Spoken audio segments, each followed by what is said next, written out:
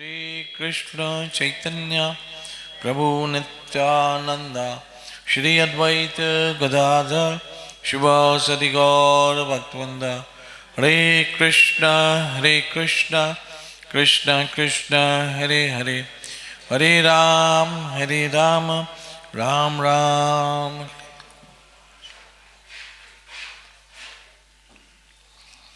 हरे कृष्णा।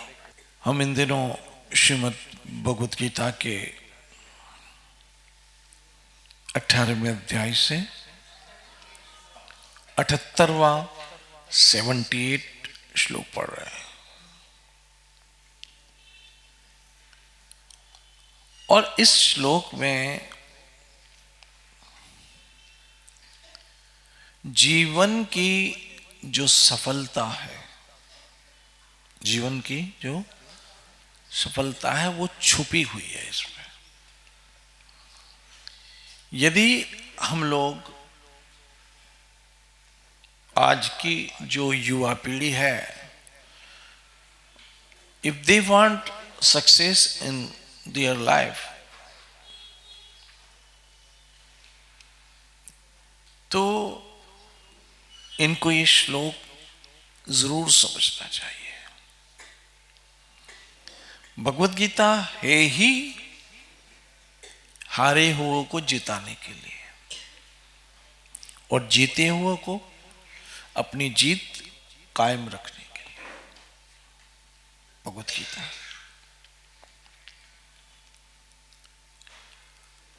इसलिए गीता के इस श्लोक में स्पष्ट कर दिया है, यत्रो योगेश्वर कृष्ण। पहले तो ये क्लियर कर दिया है कि देखो, जहां पर कृष्ण है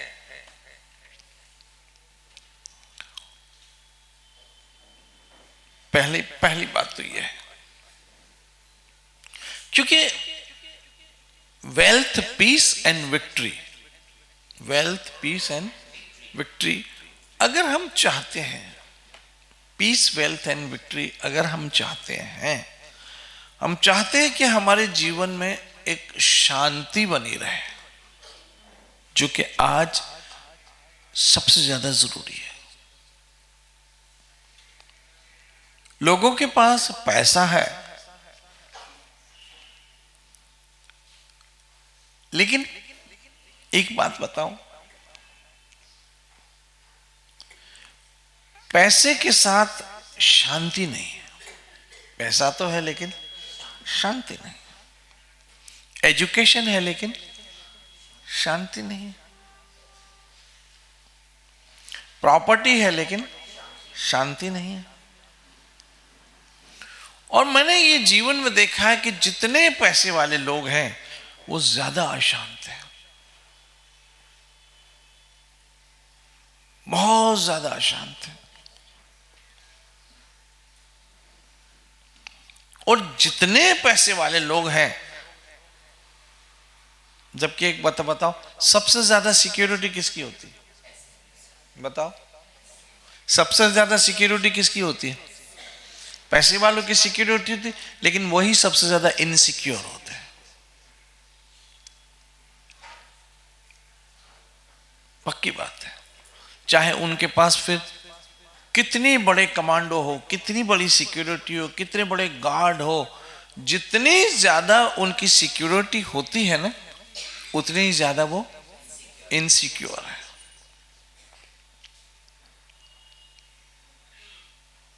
इनसिक्योर है। आप बोलोगे कैसे? वो इनसिक्योर है तभी तो सिक्योरिटी है। इस सिक्योरिटी ही बताती है कि वो कितने इनसिक्योर है।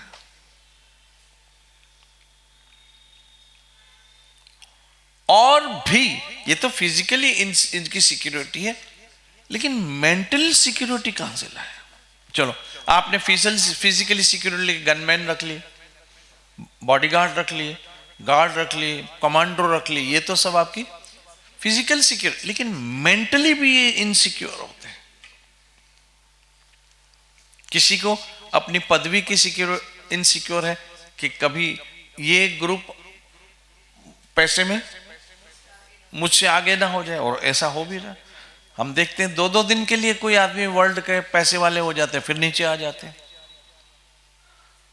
फिर इनको इनसिक्योर होती है कि ये प्रोजेक्ट कहीं इनके हाथ में ना चला जाए, ये प्रोजेक्ट हमारे ग्रुप के हाथ में आना चाहिए।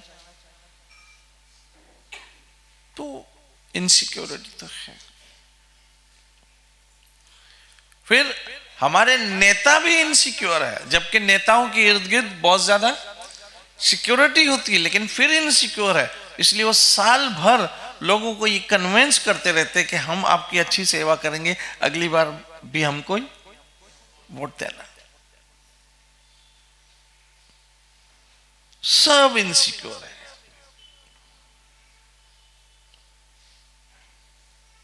कौन सिक्योर है बताओ? स्त्री खुद अपने घर में इनसिक्योर है, अकेली होती तब भी और साथ होते तब भी।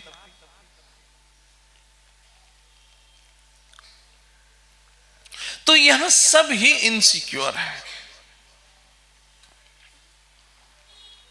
मैं फिर कहता हूं, लोग कहते हैं बहुत पावरफुल आदमी है, लेकिन वो पावरफुल आदमी ही साथ में 20 बॉडीगार्ड लेके घूमता है और खुद सबसे ज्यादा इनसिक्योर है।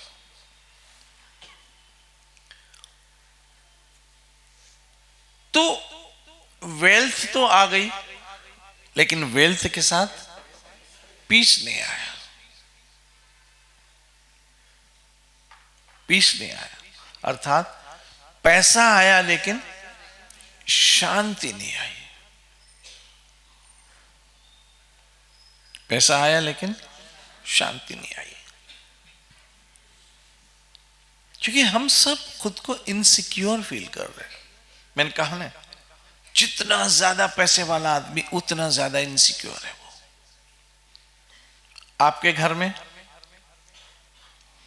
एक बेल लगी होगी और कोई वॉचमैन नहीं होगा, वो बिल्डिंग का भी वॉचमैन खाली गाड़ियां धोने के काम आता है, बाकी तो उसका कुछ काम ही नहीं। लेकिन जब आपके पास करोड़ों करोड़ों करोड़ों रुपए आ जाएंगे, हो आप ही, लेकिन तब आप दरवाजे के बाहर 10 गार्ड बिठा दोगे, हो आप ही, बाहर निकलोगे तो 4 गनमैन आपके साथ होंगे, हो आप ही। होना तो ये चाहिए कि आदमी के पास जितना पैसा आए उतनी उसको डर मिटना चाहिए, लेकिन अब वो ज्यादा डर रहा है। इसका मतलब हुआ पीस, शांति इन चीजों से नहीं मिलती है।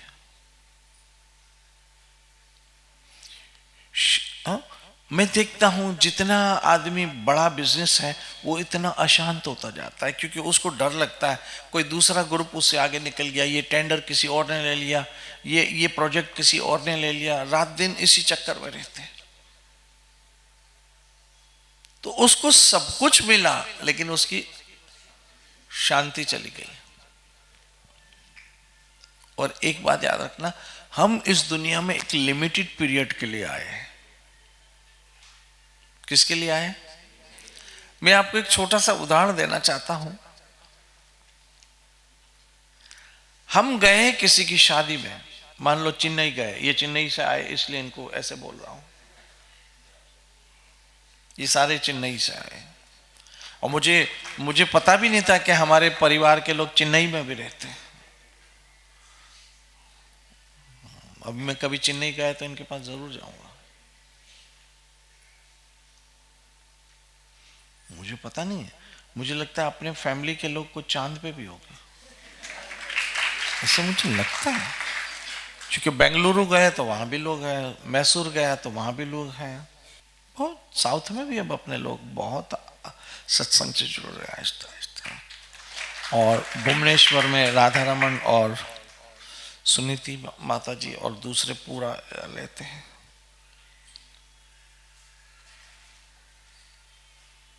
तो मैं क्या बोल रहा था?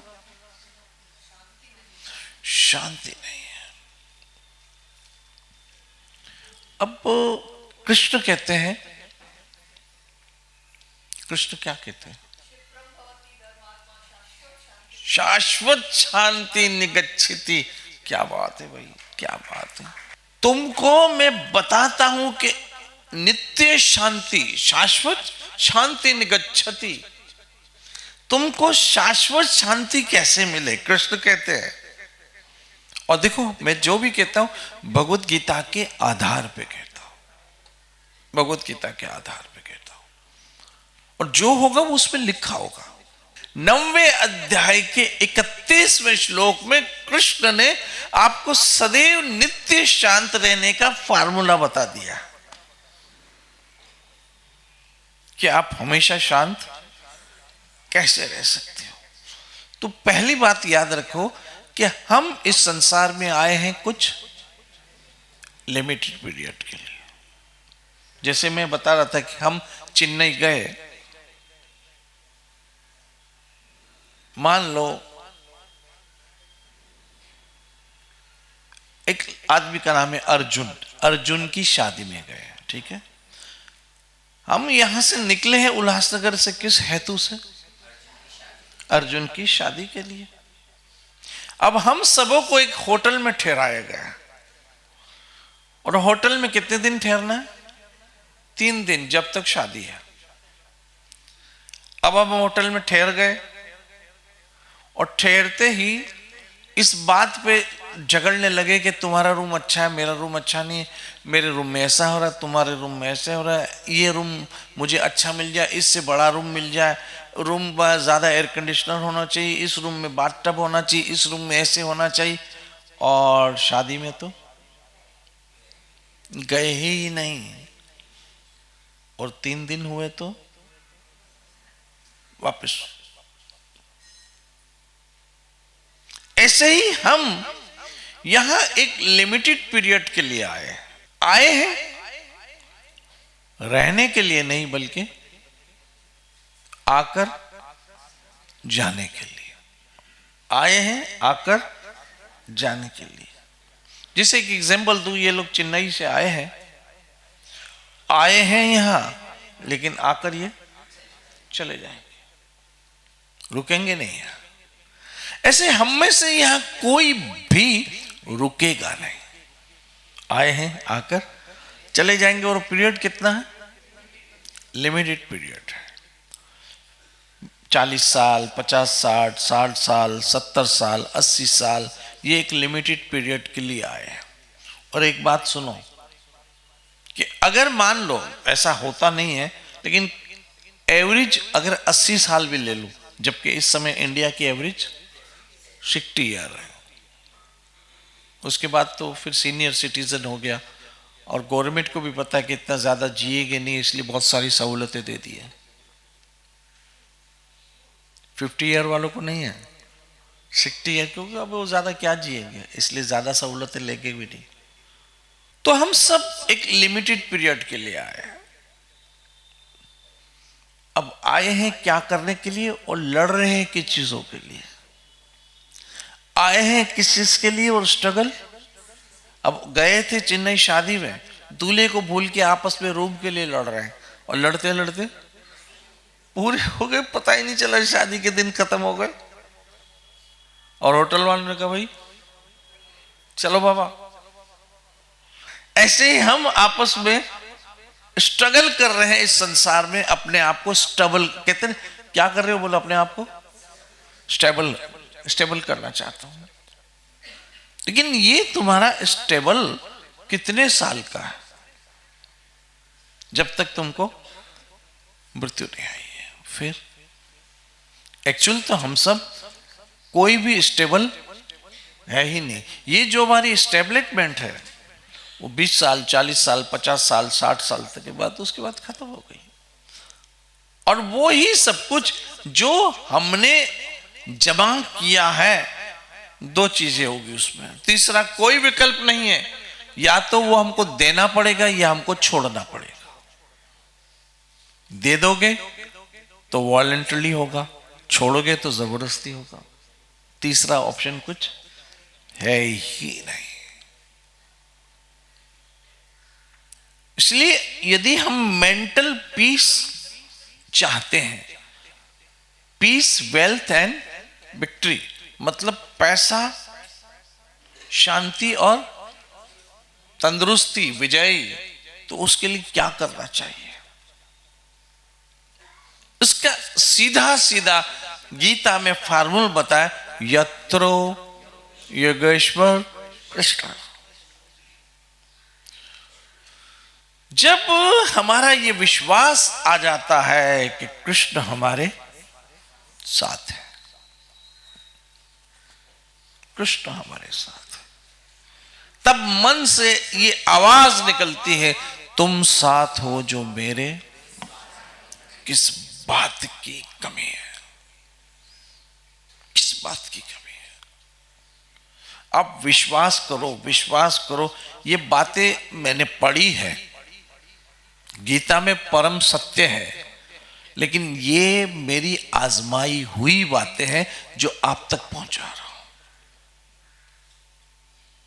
आप तक पहुंचा रहा हूं। जब से मैंने होश संभाला, मेरे पास कभी पैसे नहीं थे, कभी। हम एक बहुत ही लोअर मिडिल क्लास में पैदा हुए थे, कोई ऐसा पैसा वैसा नहीं था, हैंड टू माउथ थे। लेकिन जब से मैं आध्यात्मिक जीवन में आया, तो मैं बचपन में कुछ समझा रहा हूं आप लोग, मैं छोटा था, तो मेरी माँ जो है वो घर में बहुत समझदार थी, बहुत समझदार थी। मेरे पिताजी एक साधारण से व्यक्ति थे, लेकिन मेरी माँ बहुत समझदार थी और पूरे घर को वही संभालती थी, और मेरी ट्यूनिंग मेरी माँ के साथ ज्यादा थी। मेरे पिताजी से मैं थोड़ा उतना फ्री नहीं था जितना अपनी माँ के साथ था। तो मैं बचपन में ऐसा सोचता था कि अगर मेरी माँ को कुछ हो गया तो हम जिंदगी जिएंगे कैसे, ऐसे मैं सोचता था कि मेरी माँ को कुछ हो गया। क्योंकि मुझे कभी पैसे भी मांगने होते तो मेरे पिता से नहीं मांगे, मुझे आज तक याद थी, मैंने हमेशा अपनी माँ से मांगे, हमेशा। तो फिर मैं सोचता था कि जब मेरी माँ को कुछ हो गया तो हम कैसे जी पाएंगे, ये डर हमेशा मुझे रहता था, क्योंकि मेरे पिताजी इतने एक्टिव नहीं थे समाज में। लेकिन समय आया और उसका शरीर छूट गया। तो ऐसे हमारे जो सहारे हैं संसार में हमेशा बदलते रहते हैं। तब मुझे श्रील भक्तिपाद जी महाराज की वो बात याद आ जाती है कि शक्लें बदल जाती है लेकिन संभालने वाला एक ही होता है। कभी किस शक्ल में, कभी किस शक्ल में, कभी किस शक्ल में। और मेरा पूरा विश्वास है कि जब मेरा शरीर छूट गया तो बाबा की शक्ल में कृष्ण आके किसी ना किसी को ये सारे कार्य संभाल लेगा। ये परम सत्य है जो आज मैं यहां कह रहा हूं। तो कृष्ण आते हैं, हम उसको रियलाइज कर नहीं पाते हैं, और हम सोचते हैं कि अगर ये चला गया तो फिर क्या होगा। लेकिन कृष्ण आते हैं। श्रील भक्तिपाद की रियलाइजेशन है कि शक्लें बदल जाती है लेकिन संभालने वाला नहीं बदलता, वो तो एक ही होता है, एक ही होता है। जैसे काउंटर बदल जाते हैं, बैंक थोड़ी बदलता। कभी हम ए काउंटर से लेते हैं पैसे, कभी हम बी काउंटर से लेते हैं, लेकिन बैंक तो वही होता है। कैशियर बदल जाते हैं लेकिन बैंक तो वही होता है। ऐसे शक्लें बदल जाती है लेकिन संभालने वाला तो मेरा ठाकुर है। ये यदि रियलाइजेशन आ गई तो हम शांति से जीवन बिताएंगे। तुम साथ हो जो मेरे। अर्जुन निश्चिंत हो गया, जबकि कृष्ण ने कहा था कि मैं लड़ूंगा नहीं। इसके लिए आप एक चीज बड़ी समझने की अभी आई है गुरु कृपा से, कि बजाहिर कृष्ण ने कुछ नहीं किया। ऐसे आपकी जिंदगी में भी राधा वृंदावन लगते हैं यहीं खड़े, विग्रह के रूप में खड़े, कुछ नहीं कर रहे हैं। जैसे कृष्ण ने कुछ नहीं किया, कुछ नहीं किया, लेकिन कुछ नहीं करके भी सब कुछ किया। ऐसे लगा कृष्ण तो सिर्फ बैठे, लेकिन नहीं, कृष्ण तो सिर्फ बैठे। लड़ाई किसने लड़ी? अर्जुन ने लड़ी। लेकिन एक बात बताओ, जब महाभारत की युद्ध विराम हुई तब अर्जुन ने कृष्ण से एक प्रश्न पूछा। ये बहुत अद्भुत श्लोक है, मेरा दिल चाहता है इसमें बोलूं, यत्रो योगेश्वर कृष्ण पे। बड़ा आनंद आ रहा है मुझे, बड़ा आनंद आ रहा है इस श्लोक पे। देखिए एक बात बताओ, हम सबों की पर्सनल लाइफ में कहीं ना कहीं उलझन है, क्योंकि हम जहां आए हैं उस जगह का नाम है दुखालयम।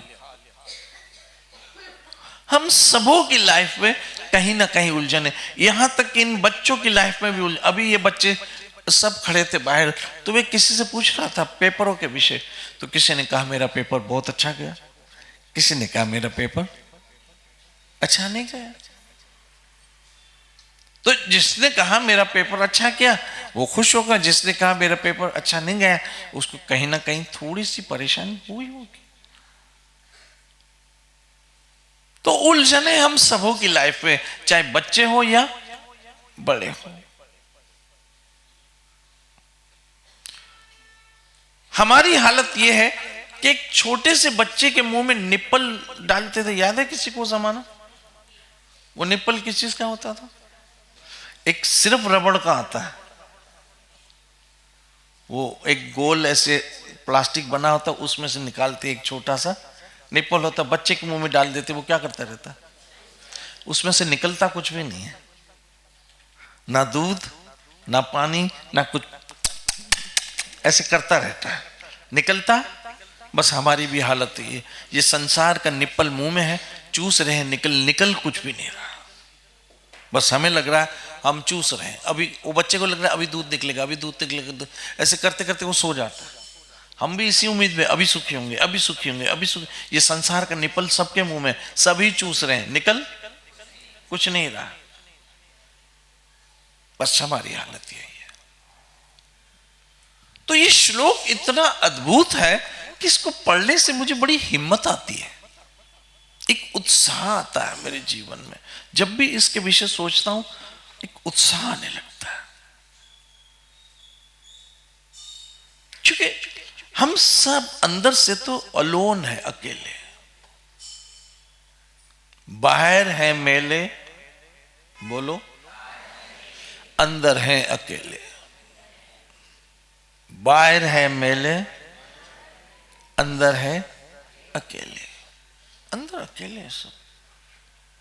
मैं सो रहा हूं तो मुझे लगता पूरी दुनिया सो रही है, लेकिन ऐसा नहीं है।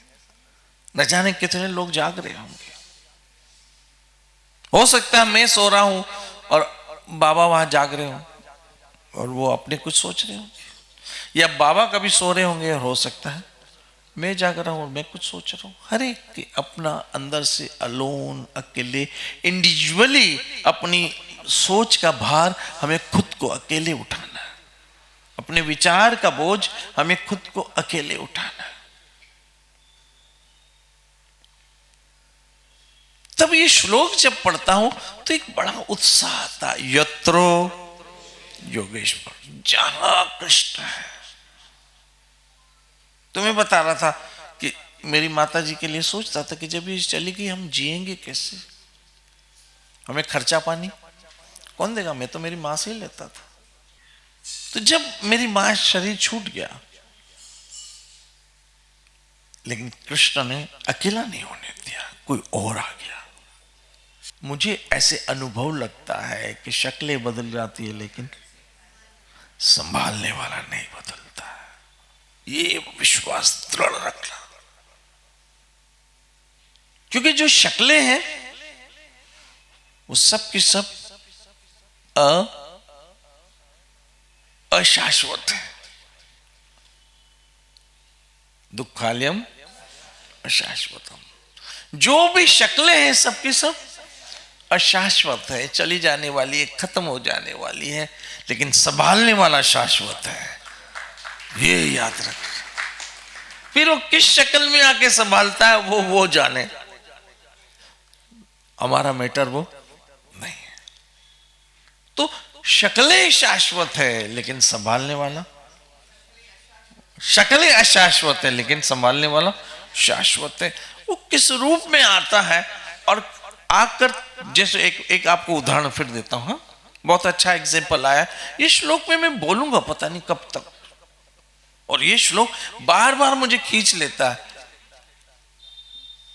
मैं सोचता हूं कि अब चलो विराम दूं, लेकिन फिर खींच लेता है मुझे अपनी ओर। एक उदाहरण दूं, हम यहां से जब दिल्ली जाते हैं ट्रेन में, तब आपको पता है बीच में कितने इंजन बदलते हैं? नहीं ना? अच्छा, इंजन के साथ कितने ड्राइवर बदलते पता है? नहीं पता है ना? हमको तो लगता है बोगी में सोए ट्रेन चल रही है, लेकिन कितने इंजन बदल जाते हैं। क्योंकि मैंने बहुत ट्रैवलिंग की।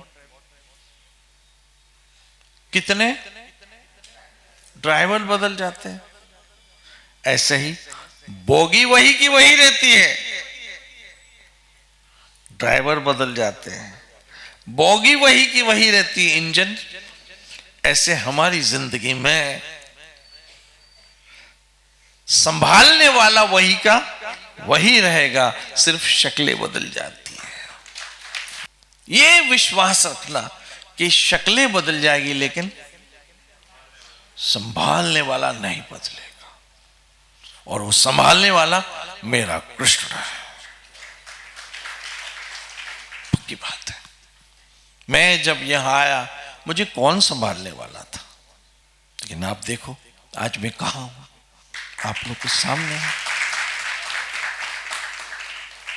मैं फिर कहता हूं, आज से ये दिल में बात बिठा लो कि शक्लें बदल जाएगी लेकिन संभालने वाला नहीं बदलेगा,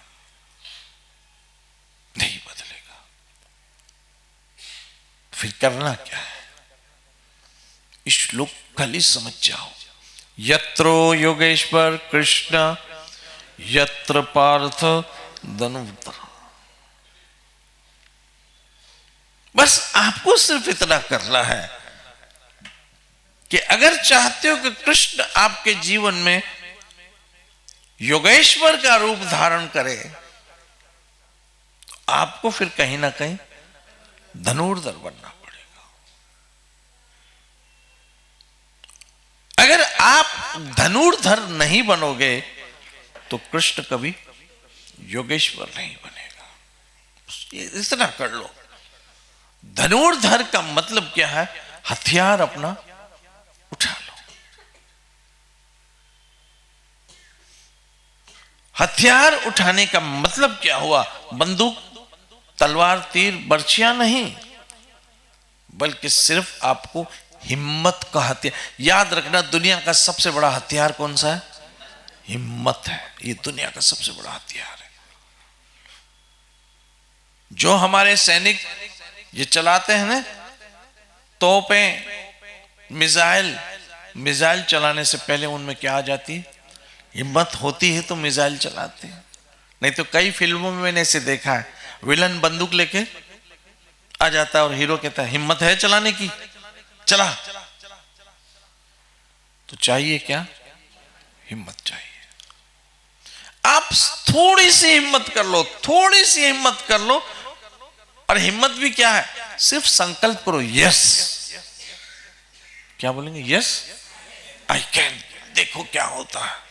एक छोटी सी कथा कठोपनिषद की सुनाता हूं। ये श्लोक मुझे लगता है अभी चलेगा। मैं एक कठोपनिषद की कथा सुनाता हूं, सुनो अब सब। एक चिड़िया और उसका पति चिड़ा, तो उस चिड़िया और चिड़ा दोनों नदी के किनारे कहीं रहते थे।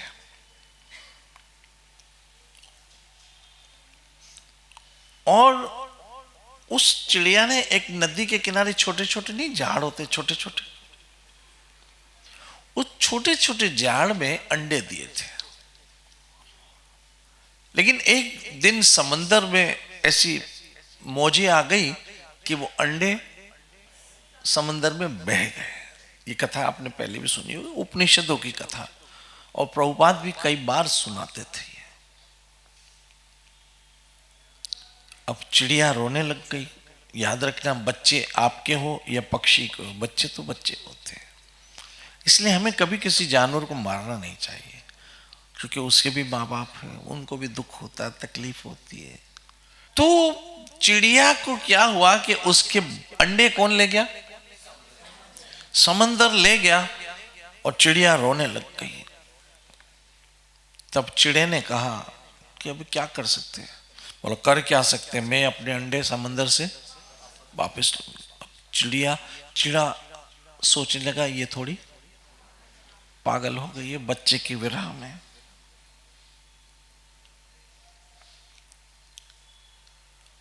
चिड़िया को समझाने लगा चिड़ा कि भाई इतना बड़ा सागर है और अपने अंडे इसमें हम ढूंढेंगे कैसे?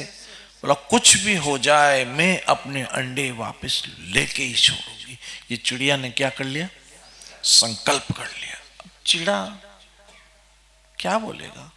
तो इसने सोचा कि ये थोड़ी क्या हो गई है, पागल हो गई है। चिड़िया ने कहा मेरा साथ देते हो? किस बात पे? बोला मैं अपने अंडे वापस लूंगी।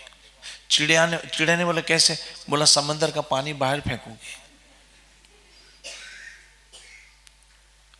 चिड़े को हंसी आ गई। बोला ये हाणे चरी थी मगज खराब थी, पागल हो गई है। लेकिन अब पागल हो गई है तो भी छोड़ सकते थोड़ी है चिड़िया को, है भाई? छोड़ सकते? अगर चिड़िया पागल भी हो गई तो छोड़ सकते नहीं। तो अब चिड़िया ने बोला, तो बोला साथ देते हो? नहीं तो मैं तो पानी सुखा रही। और चिड़िया लग गई किसमें? चोंच से पानी इधर, ये कठोर उपनिषद की कथा है। यहां से उधर पानी, यहां से उधर पानी। आखिर चिड़े को भी थोड़ी शर्म आई कि चलो इसका साथ तो दो, नहीं तो फिर किटकिट करेगी। जाना तो घोंसले में ही है ना। इसलिए चिड़िया भी बेचारे मजबूरी में चिड़िया का क्या करने लगा? साथ दोनों मिलके पानी इधर, दोनों मिलके इधर, दोनों इस मिलके। अब चिड़ा मन मन में सोचे मरी गया, लेकिन बोल कुछ नहीं सकता। ऐसे पानी निकालते निकालते निकालते दूसरे पक्षियों को भी थोड़ा एहसास हुआ कि अरे ये हमारी कम्युनिटी के लोग हैं और बेचारे क्या कर रहे हैं। इसलिए पक्षी भी आ गए। सब पक्षी बल्कि चोंचों में भर भर के समंदर का पानी बाहर। लेकिन समंदर तो समंदर है, वो लेकिन चोंच कितनी। आखिर में गरुड़ जी को इसका पता चला कि मेरे लोग पे आपत्ति आई है और ये सब के सब समंदर से पानी बाहर निकाले। जितने पक्षी आ गए और सब समंदर से पानी निकाले, लेकिन निकलेगा नहीं। तब गरुड़ जी स्वयं आए, और गरुड़ जी तो भगवान विष्णु का वाहन है। उन्होंने दो पर ऐसे सिर्फ मारे, समंदर का पानी सूखने लगा। इतनी गर्मी निकल गई उस पर से। तब समंदर स्वयं प्रकट हुआ, समंदर देवता, और हाथ जोड़ के गरुड़ जी से कहने लगा क्या मुझसे गलती हुई है? बोला इसके अंडे तुम्हारे अंदर चले गए। तब समंदर ने खोज के जहां भी अंडे थे, समंदर ने अंडे ला कर दिए। संकल्प किसका था? शक्ति किसकी थी? गरुड़ जी की है क्या नहीं? ऐसे में हमेशा से ये मेरा मानना है कि संकल्प आप करो, शक्ति मेरा ठाकुर देगा।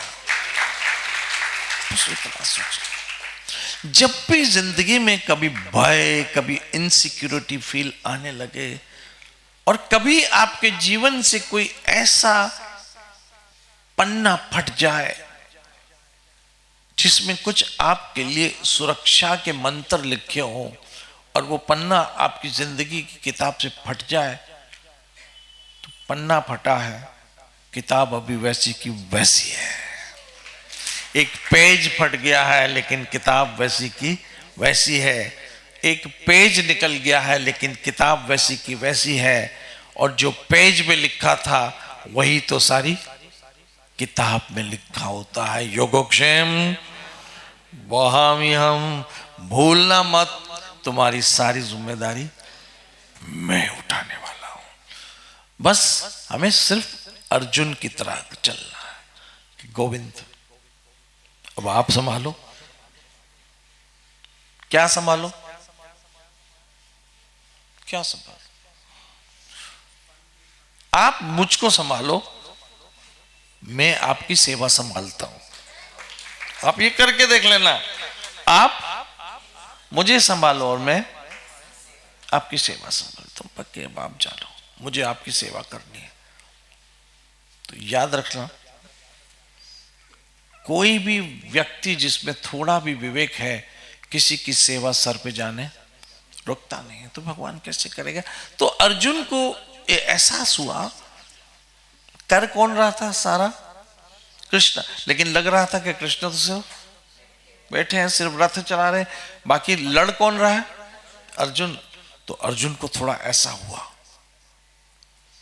और जब महाभारत पूरी हुई तो अर्जुन ने कहा कि हे प्रभु, एक प्रश्न पूछूं? बोला क्या? बोला मुझे ऐसे लगता है कि पितामह भीष्म की आंखें कमजोर हो गई थी। बोला क्यों? बोला उनका एक भी वार मुझे लगा नहीं। और लोग कहते हैं कि कर्ण बहुत बड़ा युद्ध में प्रवीण है और बहुत उसका निशाना सटीक है, लेकिन कर्ण के भी एक भी तीर मुझे तो नहीं लगी। और कहते थे कि दुर्योधन बहुत ही महाभुजाधारी है, लेकिन उसका एक भी वार मुझे तो नहीं लगा। तब कृष्ण ने मुस्कुरा के कहा कि सुनो अर्जुन, ना ही पितामह भीष्म की आंखें कमजोर हुई, ना ही कर्ण का निशाना, और ना ही दुर्योधन की शक्ति। तो बोला इन सबों के निशाने तो सही थे, लेकिन सामने मैं बैठा था, इसलिए सबको मैं रोक लेता था, तुझ पे एक भी आंच नहीं आने दी। तब मेरे अंदर से आवाज निकलती है, मेरा आपकी कृपा से सब काम हो रहा है, करते हो तुम कन्हैया मेरा नाम हो रहा है, मेरा नाम हो रहा है। कि क्या भाई इसने ये कर दिया, क्या भाई उसने ये कर दिया, क्या इसने मंदिर बना दिया, क्या इसने आल्टर बना दिया, क्या इसने बच्चे बना दिए, क्या इसने परिवार बना दिया, क्या इसने शिष्य बना दिए। नाम मेरा हो रहा है, लेकिन एक्चुअल तो करने वाला कन्हैया, करने वाला भी कन्हैया है, और मुझे जो दे रहा है वो भी कन्हैया है। इसलिए याद रखना, शक्लें बदल जाएगी लेकिन संभालने वाला नहीं बदलेगा। समझे? ड्राइवर बदल जाएंगे लेकिन बोगी वही की वही रहेगी, और उस बोगी में बैठे रहना, मंजिल पे पहुंच जाओगे। बोगी से उतर गए तो गड़बड़ है। ड्राइवर बदल गए तो बदल गए, इंजन बदल गया तो बदल गया, लेकिन आप बोगी मत बदलना, बैठे रहना, पहुंच जाओगे द्वारका। क्योंकि राजकोट पे कई वो कट जाते, इंजन भी बदल जाता है और बोगियां भी। आप अपनी बोगी को नहीं छोड़ना, आप ही ड्राइवर आएगा, इंजन बदलेगा, पहुंच जाओगे। ऐसे आपका काम आप करो, कृष्ण का काम कृष्ण को करने दो। आपका काम है कृष्ण की सेवा करना, आपको संभालना वो कृष्ण के हाथ में है। नित्य भजो